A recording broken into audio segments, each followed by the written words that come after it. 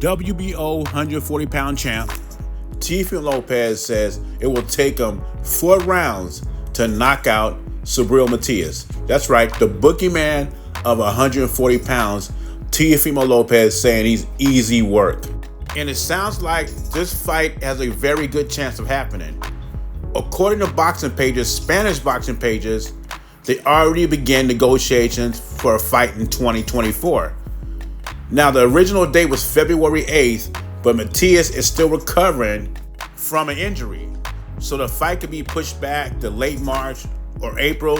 At least that's what Matias wants. It may have to go in the summertime because it looks like Teofimo may take a fight in February.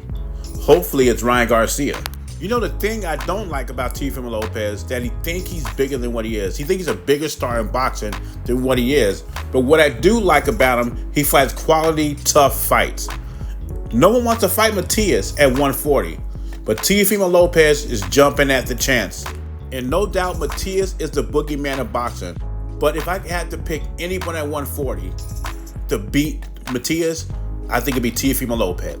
I believe Matias' aggressive style plays in to what Teofimo likes to do. And Teofimo has him pop to his punches. Does he have enough to hurt Matias? Hopefully we'll find out in 2024. So if you how you gonna be the face of boxing when there's so many different weight classes in boxing? You the face of your weight class. And we're gonna put it like that. Because if not, then come on up to the big league with the big boys that hit the hardest. And let's see who's the face then. It's gonna be a messed up face. Now when these guys come up, these so-called faces of boxing, when they come up and enter into our world, and you start knocking on some of these heavyweights, then I'll be glad to say, damn, he is the face of boxing. Let's make one thing clear. Let's keep it real. Gervonta Davis is not a face of boxing.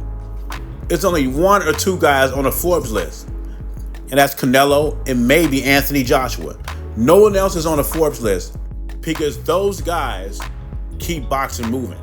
In the past, 80s, 90s, I mean even the 2000s, boxing usually goes how the heavyweight division goes. Luckily, that didn't happen right now. And Deontay Wilder speaks of opportunities. He speaks of opportunities. Canelo has had opportunities that other guys did not get. He's talked about management, and everybody around Canelo has made him popular. But he doesn't mention Canelo's accolades. Canelo's a 4-weight champion, also undisputed. And what has Deontay Wilder done? Deontay Wilder had his opportunities and he blew them.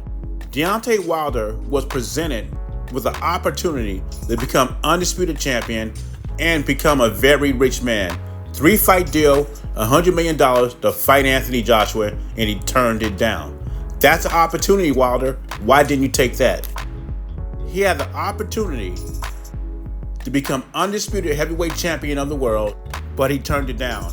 He claims everybody's a face of boxing in their own weight class, but it's only one guy I see in Super Bowl commercials. You know, when Michael Jordan, and you could use LeBron, was the face of the NBA, they did not say, well, he only plays forward, so how can he be a face of the NBA? He doesn't play center. It doesn't work that way. These guys are an ambassador of the sport. Canelo is an ambassador of boxing. Deontay Wilder is just hating. First it was Anthony Joshua, now he's hating on Canelo because these guys move the needle. It doesn't matter how many knockouts Wilder has over tomato cans, no one's looking for him. And that was proven when he fought Atlantis. 60K pay-per-view buys. That doesn't sound like the face of boxing to me. And what's funny is when you look on YouTube and Twitter, it seems like Deontay Wilder has lots of fans until he fights. Numbers don't lie. Sorry, Deontay. Canelo is definitely the face of boxing. And stop calling out super middleweights and concentrate on Parker. Now it's prediction time. The fight between Devin Haney and Regis Prograis, it was a tough one for me to call. I might change my mind after the weigh-in. But I see it like this. I think Devin Haney is going to do his jab and hold. He's not going to fight Regis Prograis like he did Lomachenko, because if he does that, Regis will knock him out. What I think Devin Haney's going to do is jab and try to control the distance. And if Regis gets close, he's going to hug. I think what Regis needs to do is cut off the ring and force Devin Haney into a fight. Rough him up, sort of like Madonna or Cotto did with Mayweather. They did not win the fight, but that gave him the best opportunity to win the fight. And I think that's Regis' best opportunity, because if he doesn't do that, Devin Haney will jab from the outside all night and win boring decision. Haney has a 4-inch reach advantage. But anyway, leave your thoughts and comments below. Jay Beezy, I'm gone.